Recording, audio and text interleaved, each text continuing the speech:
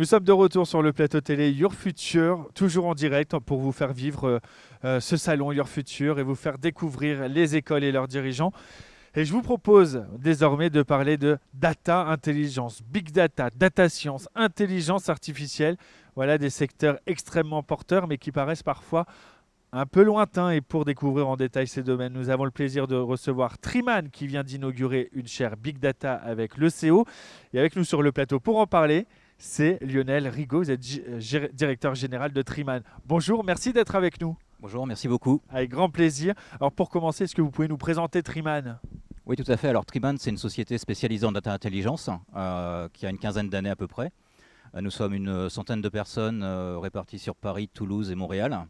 Alors, qu'est-ce que nous faisons en fait? C'est sur tout ce qui est. Nous intervenons à tout niveau du cycle de vie de la data. Donc, c'est-à-dire aller chercher la data, où qu'elle soit, aller l'organiser, la stocker, aller la visualiser, donc fournir des outils de visualisation, fournir des outils d'optimisation pour que les dirigeants puissent optimiser cette donnée. Et surtout après, aujourd'hui, aider les sociétés à se transformer pour tirer la meilleure partie de la donnée et l'aider à gouverner la donnée. Et d'ailleurs, vous avez lancé une chaire Big Data avec l'ECO. De quoi s'agit-il et surtout, ça consiste en quoi? Alors, la chaire Big Data avec le ZEO, on va travailler ensemble pour former les étudiants. Donc, en fait, Triman intervient dans la formation en dernière année sur l'option Big Data. On va donner à peu près une centaine d'heures de cours. On va travailler avec le ZEO apportant toute la vision théorique, et nous, on va apporter une vision pratique, une vision entreprise, de manière à ce que les étudiants puissent bénéficier, on va dire, du meilleur des deux mondes. Une vision théorique d'un côté, une vision pratique avec des intervenants d'une société. Et en parallèle, on va faire de la recherche conjointe et on va évidemment travailler aussi sur des projets avec les étudiants et proposer des stages et des embauches à l'issue de leur cursus. Alors justement, pour celles et ceux qui nous regardent, qui comme moi ne seraient peut-être pas calés dans cet univers-là, comment vous définiriez cette notion de Big Data? Cette bête bizarre. Alors le big Mais data, oui. en fait, c'est tout, on va dire, c'est un ensemble d'outils, moyens et méthodes qui permet à un utilisateur final d'avoir l'information nécessaire au moment où il en a besoin. Bon, dit comme ça, ça reste un peu obscur. Oui, Donc concrètement, aujourd'hui, l'information, elle est partout. Vous pouvez avoir de d'accord. l'information partout. Vous allez sur Internet, vous allez regarder la télé, vous avez un Twitter. Donc vous avez une multitude d'informations qui est pas Des données. forcément. C'est les données. Ces informations ne sont pas forcément justes. Vous avez plutôt de temps en temps des informations différentes pour le même sujet. Donc le big data, en fait, ça consiste à aller capter toute cette information, la stocker, l'organiser et la restituer à un utilisateur pour qu'il puisse l'utiliser vraiment. Et, Et pour derrière aussi l'optimiser, en tirer la meilleure valeur. et concrètement, est-ce que vous avez des exemples de la manière dont est utilisée la Big Data là, dans notre quotidien? Bah, dans le quotidien, si vous regardez la vidéo à la demande, Ouais. typiquement, je ne vais pas citer de nom, mais on va vous proposer des films ou des séries qui vous intéressent. Bah, tout simplement, c'est fait par rapport, on va aller chercher tout ce que les personnes comme vous ont regardé, tout ce que les personnes qui ont regardé tel film ont regardé également. L'algorithme. C'est un algorithme derrière qui va proposer ça.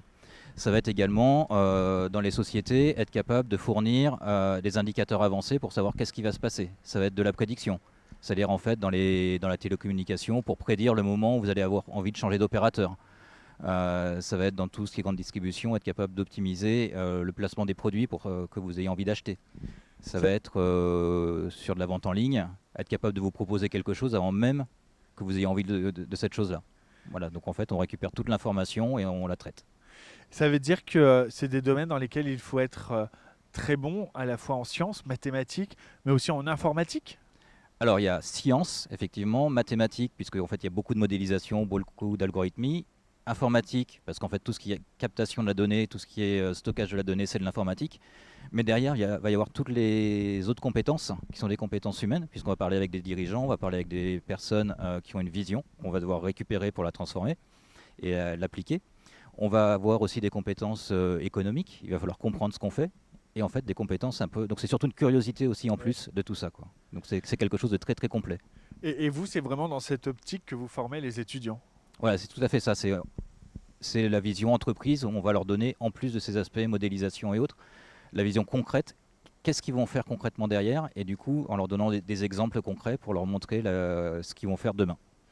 Et ça va être quoi les débouchés derrière? Quel métier vont faire les étudiants une fois diplômés chez vous? Alors ça va être, au départ, ils vont rentrer sur un poste de consultant ou d'ingénieur débutant, donc ils vont aller travailler sur un des sujets que je citais tout à l'heure sur la captation de la donnée, l'organisation, la visualisation ou la data science.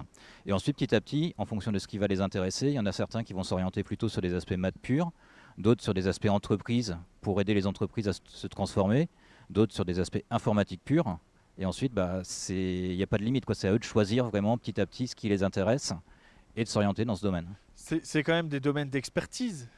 C'est assez pointu. Est-ce que ça veut dire que derrière, c'est plutôt des salaires confortables? En tout cas, il y a une attractivité salariale? Il y a une attractivité salariale, il y a surtout aussi une attractivité en termes d'emploi. C'est-à-dire en fait, il y a énormément de postes proposés aux étudiants en sortie d'école, ou je ne vais pas dire que c'est le plein emploi, mais quasiment voire plus pour eux. On peut savoir à peu près, on a une fourchette de combien peut gagner un étudiant jeune diplômé? Jeunes diplômés, on va dire en sortie d'école, ça va avoisiner les 40 à peu près. 40 000 euros annuels. Ouais. 40K. On imagine qu'au sein de Triman, vous proposez évidemment aussi des opportunités aux étudiants et aux diplômés. Tout à fait, on va leur proposer Totalement. des stages de fin d'études, on va leur proposer de l'apprentissage, on va leur proposer des emplois.